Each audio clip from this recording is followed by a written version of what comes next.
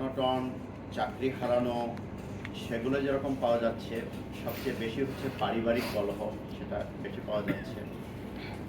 আর কিছু পাওয়া যাচ্ছে যে এই জুয়া, অনলাইন জুয়া, এইটার একটা ইফেক্ট এখানে পাওয়া যাচ্ছে। এরকম যে একটা ইনসিডেন্টস আমরা দেখেছি যে অনলাইন জুয়ায় সর্বশান্ত হয়ে গেছে এবং শেষ পর্যন্ত আত্মহত্যার পথ বেছে নিয়েছে। আমাদের এখানে আরেকটা কালচার, সেটা হচ্ছে আমি বলি যে কিশোর গ্যাং বা গ্যাং কালচার আমাদের দৃষ্টিগোচরে এসেছে। আমরা আপনাদের সামনে আমরা বলতে চাই যে কিশোর গ্যাং বা অন্য কোনো গ্যাং, কোনো গ্রুপ, আমরা এটা কঠোর হাতে দমন করব। কোনোভাবেই আমরা এই ধরনের কোনো গ্যাং কালচার বরদাস্ত করব না এবং আমরা কাজও শুরু করেছি। আপনারা হয়তো কিছু কিছু টের পাচ্ছেন। অনেক সময় আমাকে অনেকে কোশ্চেন করে যে আপনি এই যে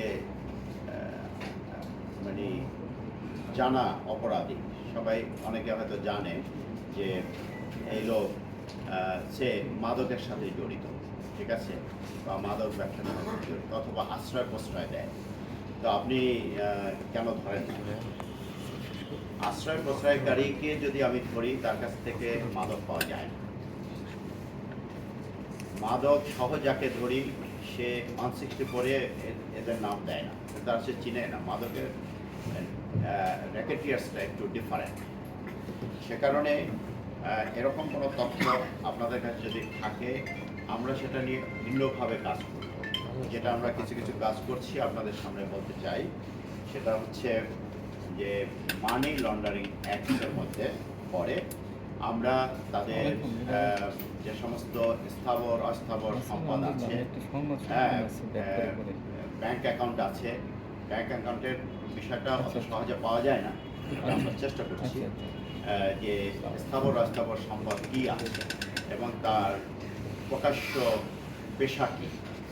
তো এই সব মিলিয়ে আমরা ক্রমান্বয়ে রিপোর্ট দিচ্ছি এবং অলরেডি আমরা এই কাজ প্রক্রিয়া শুরু করেছি। আপনারা জানেন যে এটা শুধুমাত্র সিআইডি এই মামলা করতে পারেন।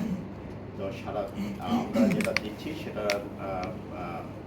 নিয়ে তারাও একটা তদন্ত করবেন। তদন্ত করে মামলার ইনগ্রেডিয়েন্টস যখন হাতে আসবে তখন তারা মামলা নিয়ে ব্যবস্থা গ্রহণ করবেন এবং আশা করি এরকম ঘটনা যদি আমরা করতে পারি, তারা যে অবৈধ ব্যবসার মাধ্যমে যে সমস্ত সম্পদ অর্জন করেছে সেই সম্পদ আদালতের মাধ্যমে রাষ্ট্রের হাতে কনফিসকেট হবে।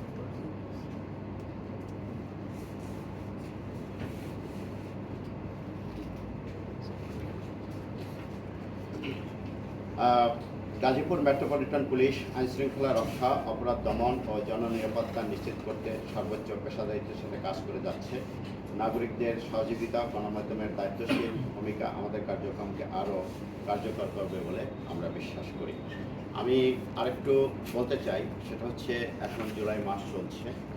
জুলাই মাস, আগামী মাসে আগস্ট মাস, সেখানে এই